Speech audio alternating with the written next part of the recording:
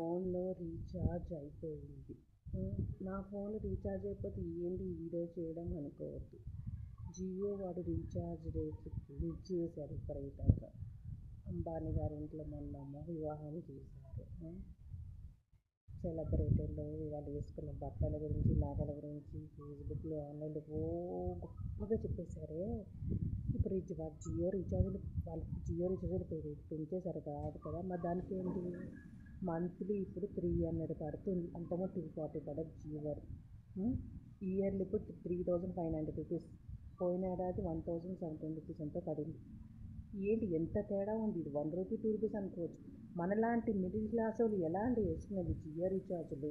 ఇప్పుడు ఉన్న పరిస్థితుల్లో నేను వేసుకోవడమే ఎలారా దేవుడారా చేస్తే మా ఫ్రెండ్స్ గాయత్రి జియో రీఛార్జ్ చేయవా, గాయత్రి జియో రీఛార్జ్ చేయవా, 300 మంత్లీ 300 అంటే ఎలా అండి వేసేది? మనలాంటి మిడిల్ క్లాస్ వాళ్ళు ఇప్పుడున్న ఖర్చులకి ఇంక జియో రీఛార్జ్లు కూడా తోడైన దీనికి.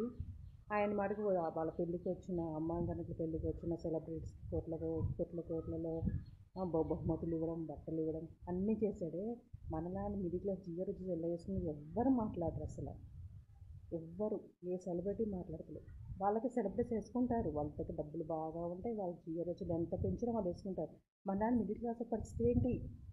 దాన్ని ఎవరు పట్టించుకోరా?